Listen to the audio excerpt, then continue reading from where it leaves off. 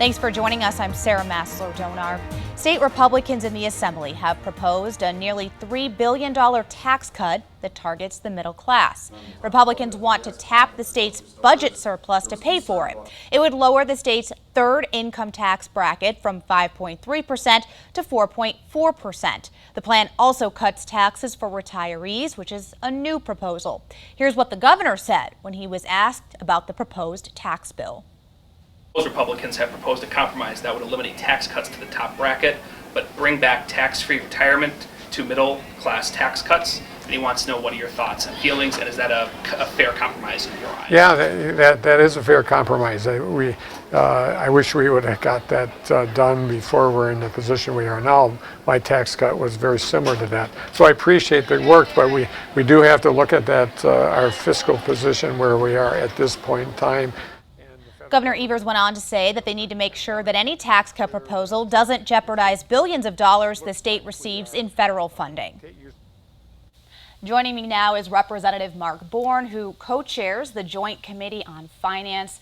Thanks so much for being with us this morning. Thanks for having me. Yeah, of course. So how do you think this tax plan proposal satisfies the governor's call for more targeted cuts? Well, I hope it satisfies what he's been talking about with focusing on the middle class. I mean, that's certainly what we're trying to do here with focusing on that third bracket, which is, it's a large bracket, but it really includes, a lot of Wisconsinites, middle class families, small businesses. So we think that's a great place to cut taxes and improve our tax climate here in Wisconsin. And then with the retirement tax plan, we put a cap on that. So again, it's targeting the middle class, and so that's what he's been talking about. So that's what we focused on here, and we hope that it's something that he can agree to. We just know it's important to return money to the taxpayers. We had a great budget that invested in a lot of important areas, and it also had a big tax cut. And unfortunately, the governor vetoed most of that tax cut, so now we want to get that money to the taxpayers. So this is a second attempt to do that, kind of giving the governor a second chance to agree with us on a tax cut, and so hopefully we can do that. The governor has signaled for a while that he wanted to see the middle class targeted more than the wealthy in any tax cut proposal. So why not just propose this in the budget in the first place? Well, in the first place, we really just tried to do better tax policy, to get an overall better tax position, to be more competitive in the Midwest, lower rates. But that's all part of the discussion, and so this time it's a little more targeted to try to reach that compromise. I think the other one was better overall tax policy and broad tax relief, and that would have been preferred. But we have to work out a compromise to get it done. So we're hopeful that this targeted stuff on two really important parts of Wisconsin, our middle class and our retirees, it's a good opportunity to return the money to the taxpayers. It's their money, and hopefully we can reach some agreement on it. There is a Republican senator that is a co-sponsor of the tax cut bill. Do you think the full Senate is going to sign off on this? Yeah, they're going to talk about it, I know, next week in their caucus. There are several senators that are on the bill. I've had some discussions with other senators. I think that a lot of them like tax cuts, but there's always a lot of ideas out there. We had one idea in the budget. This one is a little bit different. But I'm hopeful that it'll gain support in the Senate too, and we can get a good tax return to the people of Wisconsin. So a memo this month from the Department of Administration and then cited by the governor's office showed there was a threshold of how much in tax cuts the state could sustain without risking the recoupment of those federal funds from the American Rescue Plan Act. So we've got $113 million for 23-24 and then $319 million for 24-25. Have Republicans looked into whether that would the tax plan would jeopardize that federal funding? Yeah, we've definitely looked into it, and we just don't buy that argument. I mean, this is something that the feds put forward when they started putting out this ARPA money. Some states sued and won. We've had states all over the country with surpluses like Wisconsin cutting taxes. The federal government hasn't gone after any of that money anywhere. I just don't think it's realistic to assume they're going to come after Wisconsin. We have a strong budget. We have a strong surplus. We can return some of that money to the taxpayers.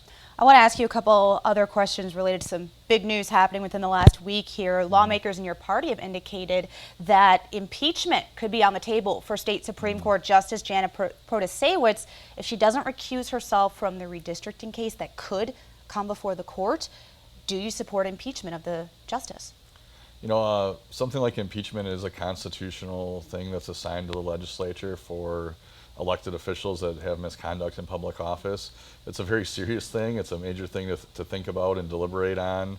And so certainly it's something that if it's brought before the assembly, we'll have to take a serious look at. But I don't think it's worth speculating on some actions that someone might take. I think I have, hopes that it doesn't come to that, and that elected officials follow their oath of office and the Constitution, and do an ethical job for the people of Wisconsin. And then I want to talk about the UW system a little bit here. In October, system leaders plan to ask the Finance Committee to release about half of the $32 million that was withheld during the budget session, in the hopes that that move would defund campus diversity initiatives. Are you open to releasing those funds? Well, we're certainly open to it. I mean, that's why we set the funds aside, but we want to see their plan. And, their plan needs to focus on the workforce needs of Wisconsin and not be focusing on things that are not important to Wisconsin students and families. And it's something that a couple months ago when I was on the show, we talked about it a little bit during the budget time, and why we were focused on this. But we just feel the university is way too focused on things that aren't important to Wisconsin right now, and the workforce and being a major driver in that workforce for the future of Wisconsin is where they need to be. So I look forward to seeing their plan. I'm hoping they're hearing our concerns and we can work on a good plan. And this plan, at this point, we're hearing from leaders that it would, focus on spending money on engineering, data, science, nursing programs. How would you feel should that kind of proposal come before you? What if that's the proposal that comes forward, but there's no cutting of these diversity initiatives that were kind of the sticking point here? Yeah, I mean, those are some good things that you just named there that are, steps in the right direction. But if they're continuing to waste money on things that aren't important, I don't think that then they're focused on the workforce needs of Wisconsin. So we'll have to see, how they're willing to change and adapt and really work on these things that are important. If it's just kind of window dressing on some important issue areas, like you mentioned, in engineering, nursing, those are great things to work on. We'd be happy to work with them on them.